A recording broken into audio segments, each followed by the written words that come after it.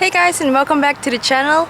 Today I'm going to show you guys how to tackle a short par 5 and a long par 5.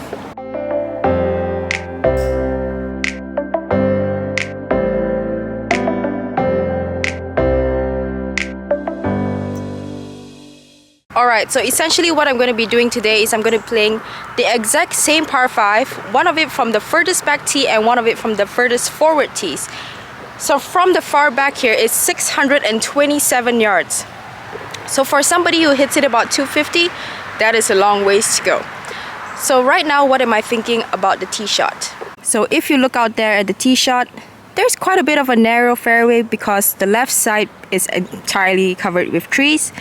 So what do we want to do? One of the things that often happens is when you are playing from a further back tee box, and for me, like technically I should not be playing from here because I just do not have the distance to play from here. What happens is then things like hazards usually do not come into play. So the hazard in this hole that does not come into play is actually that bunker. Out there, as you can see, that bunker does not come into play for me. So since the left side is covered with trees and there's nothing down the right side and I know I cannot reach that bunker, what do? Aim for the right side. So this will become a little bit of a tougher hole for the longer hitters because they're able to reach that bunker. So what they can then decide to do is either to lay up so to make sure that they're short of the bunker, or they can take a tiger line and go across so that they can go for 2 on. So for me, like I just said, I'm going to go out towards the right side because I know that that's safe and I know that it's impossible for me to get 2 on this hole.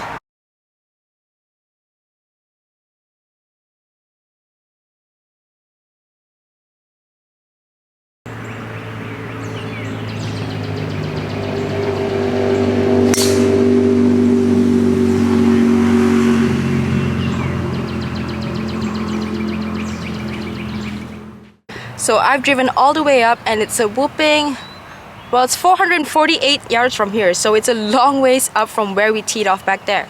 In fact, you can see my ball right there from the tee shot.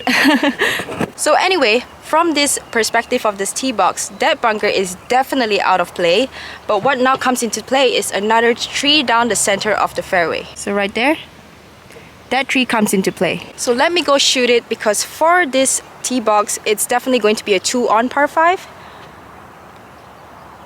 It's 248 yards to that tree, so it's right at the distance where I'm probably gonna land.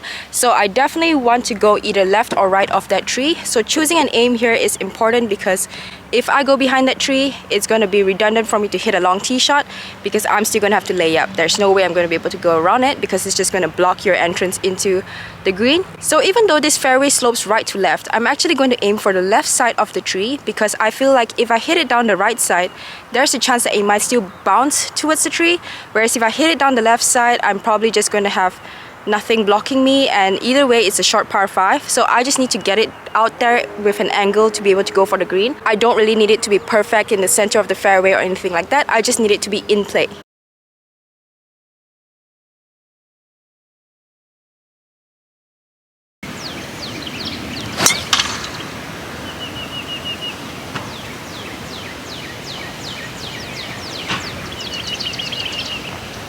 That should be good.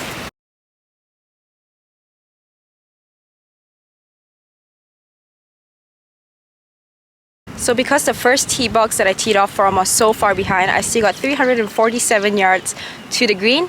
So I essentially can try and hit anything I want. I could try and lay it up, but there's no point laying up. I want to get it as close as possible. And that tree that we were mentioning just now from the tee shot from the red tee box is still in play because now it's right in the center of my view. The 3-wood's almost a little bit dangerous because it might not go high enough. The 5-wood is going to be still quite a long ways into the green.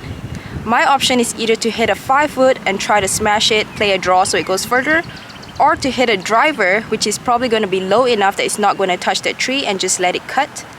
I'm deciding and we'll see what I'm going to do.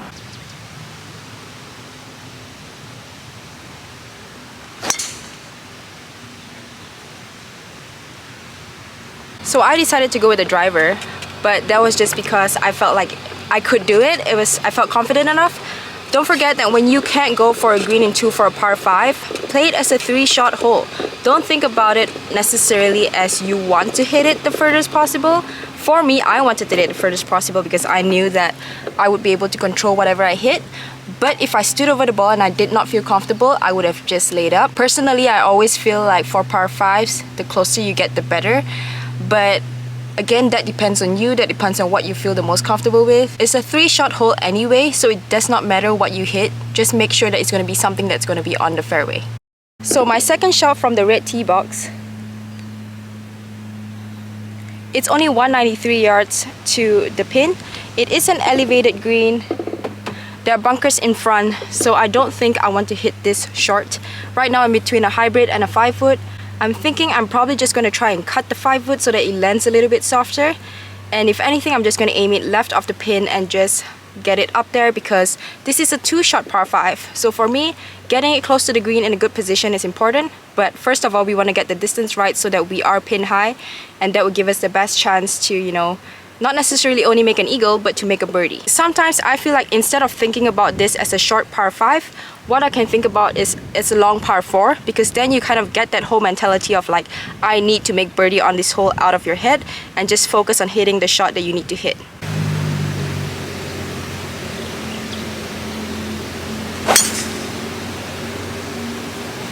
So I didn't hit the best approach shot there, I missed it a little bit, but where I aimed to hit it was perfect. So even though I missed it, I'm still giving myself a good chance for eagle or birdie, which is exactly what we needed, or in this case, since it's a par 4, birdie or par. Now for this approach shot, after my driver, I left it in a good position. I have about 140 left. It is uphill, so it's going to play longer than that, but it's also, I feel like my main goal here is just going to get it on the green. So I'm probably just going to hit an 8-iron. And I still want to keep that same focus of focusing on the shot that I need to hit, rather than, you know, I want to hit this close and make birdie, because at the end of the day, you still need to hit the shot to make the birdie. It's a long hole, but I don't want to put it in my head that it's a par hole either, because then that kind of limits what you want to do as well. I feel like you just need to focus on the shot that you're going to hit, and just focus on hitting the best shot that you can, and whatever score comes out of that, that's the score that you're supposed to get.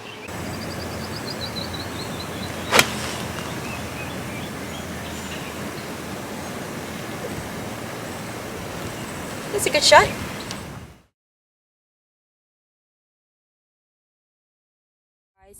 So I left it in a good position, even though it's not on the green, because of where I was aiming. It's still a pretty easy putt. But what we're going to think about here is not that it's an eagle putt, not that it's a birdie putt, not that we don't want to make a par. What we're going to think about here is just it's a putt, and we want to hit a good putt.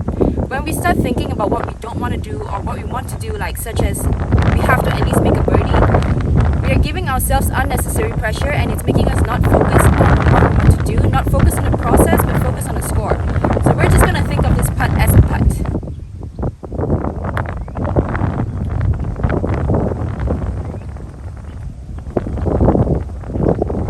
Okay, so I don't know if you guys can see, but I don't think this pin position is very legal. It's like right under the slope. But anyway, that doesn't matter. I left it short because I thought it was going to roll much more than it did, and it didn't, which is fine. But now we have quite a long putt for birdie. And usually what happens is people come here and they think, oh my gosh, this is a short par 5, I should be making a birdie. Now I'm going to 3-putt this and make a par. That is like the worst thing for you to think about. Same as previously, what you want to think about is just the putt. It doesn't matter what you do, you could hit a good putt and still miss it. You could hit a bad putt and still make it. So all you can do is control your putt and give yourself the best chance for birdie. If you don't make a birdie, it's just not meant to be.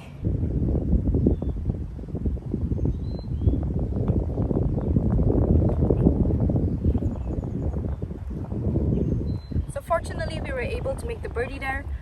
But even if you miss that birdie putt, I want you to think about the fact that you hit a good tee shot, you hit a good second shot that gave you that opportunity to putt for eagle, rather than the fact that you 3-putted, or whatever you want to think about. Focus on the positive rather than the negative, because if you had the chance for eagle, chances are you did something right anyways. So one of the benefits of playing this par 5 long was I had a full shot into the green, and that full shot with an iron actually was able to give myself an uphill putt for birdie versus the putt that I had just now for eagle, which was obviously a lot more difficult. So this is still a distance, but it's always, as long as you have a birdie putt, it's the same as what I said just now. You're not going to be thinking about a birdie putt, you're just going to be thinking about hitting a good putt. Sometimes I think people come up here and they think, oh, it's a long hole, I have a chance for birdie, this would be an amazing birdie, I need to make this, and then they ram it like 10 feet by. It's still a putt, there's no score to attach to any putts, it is just a putt.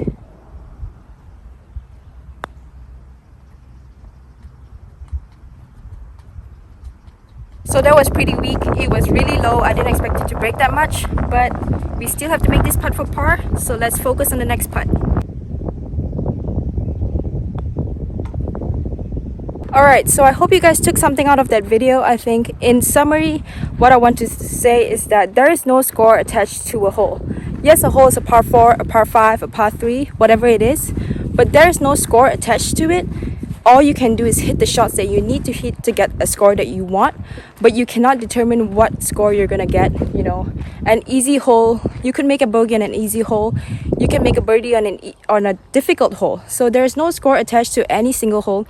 And when you attach a score to a hole, like you go up there and you think you want to make birdie, it can give yourself unnecessary pressure. There are instances where you need to do that, but you do that with in mind, you're still focused on what you need to do to achieve that birdie rather than thinking, I need to make this birdie, if not I'm going to be so pissed off at myself. That is not going to help, and I find a lot of people do that. So I hope this helps you guys. I hope you guys found this interesting. Like this video if you did, and subscribe to my channel for more Golf with Jen.